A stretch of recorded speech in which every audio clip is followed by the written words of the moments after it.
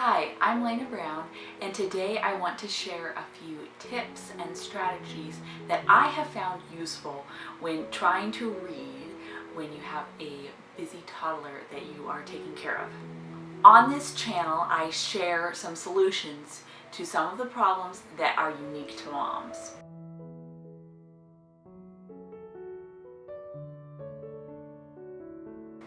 I have read more than a few self-help books which aim to help you improve your life and accomplish everything that you want to get done. These books are awesome and they have lots of great ideas, but I often find that they don't entirely fit in with what the reality of being a busy mom looks like. Please show this channel some love by liking this video and subscribing to my channel. That would really mean a lot to me.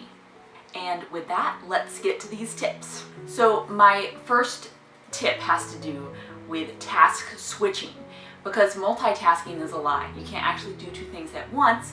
You're simply switching back and forth between those two tasks quickly. Just like in the book, The One Thing, Gary Keller talks about this rapid task switching that we're really doing when we think that we're multitasking. So my goal is to limit the amount of time that it takes me to move from one task to the next and back and forth. I'm thinking about how can we shorten the time that it takes to switch between tasks. So my tip for making your re-entry to the task as short as possible is track with your finger while you're reading. So if you need to look up while you're reading and answer a question, you will know exactly where you are. So here I am going along, reading this chapter. Okay, my finger is following kind of like in the margin, and then when I get interrupted, my finger will be right where I am, so I can look up, engage in the task that I need to, and then I can come right back down. I won't wonder, was I actually on this page? I will know because my finger is there. So if you're interrupted by a task that you only need to look up or engage verbally, this is a great strategy for that. Just gotta steal that from my piano book. So my next tip, if you're getting distracted by something that you have to get off the couch and get to something else, this is the strategy. I love these. These are little tabs. You don't just mark the page, because like if you have a bookmark, you can just shove it in the book and then you know within 2 pages where you are.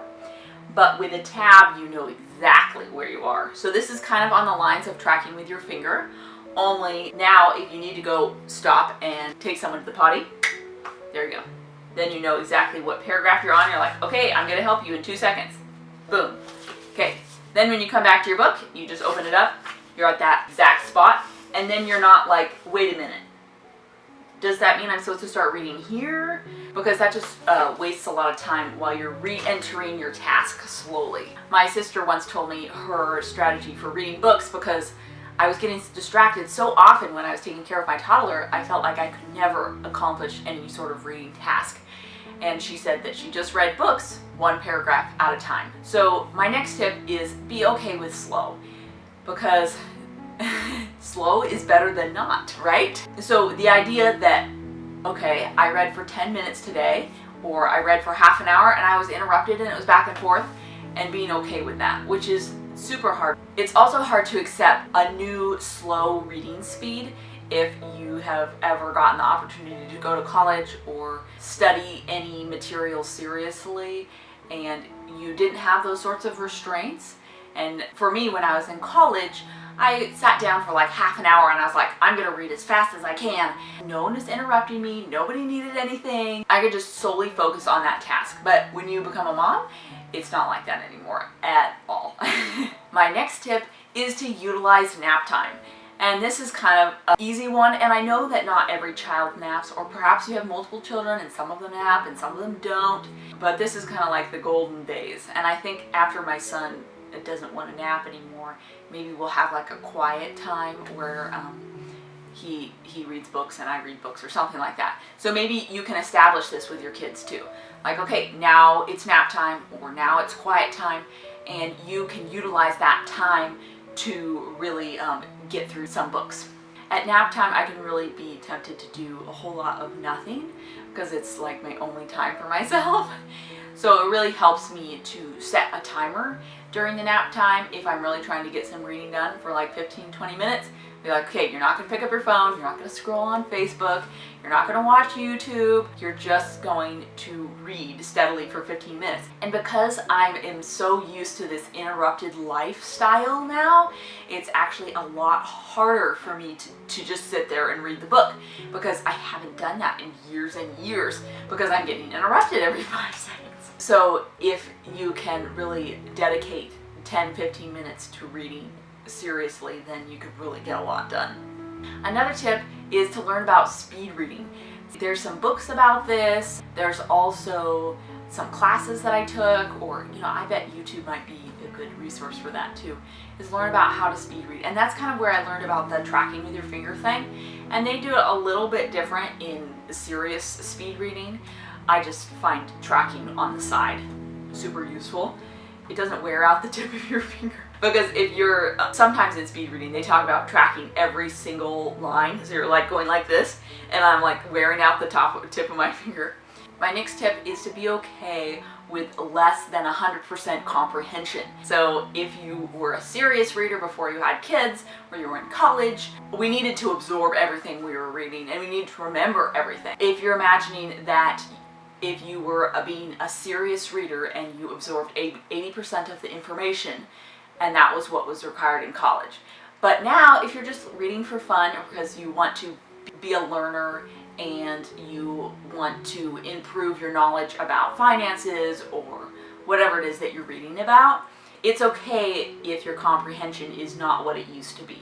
I guess my idea is that if I comprehend 30-50% of what I read, that's a lot more than I didn't, and I did get some new ideas. I heard somebody say one time about, if you get one new idea that you actually apply to your life out of every book that you read, then it was worthwhile to read the book, even if it wasn't perfect.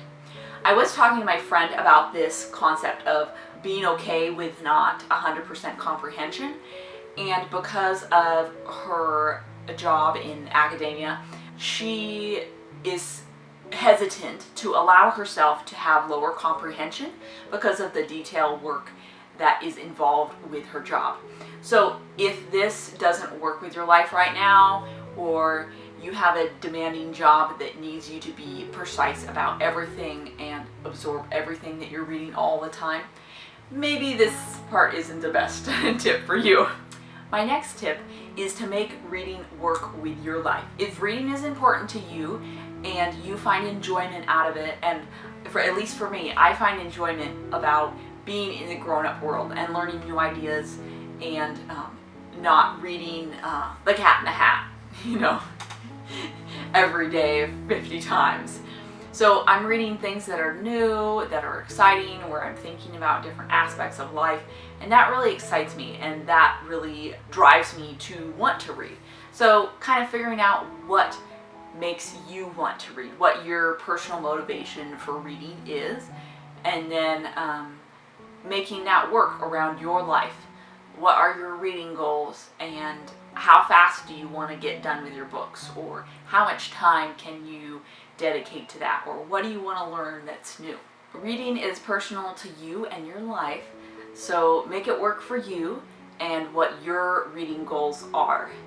For me, I read in seasons. Sometimes I'm just trying to plow through 10 books.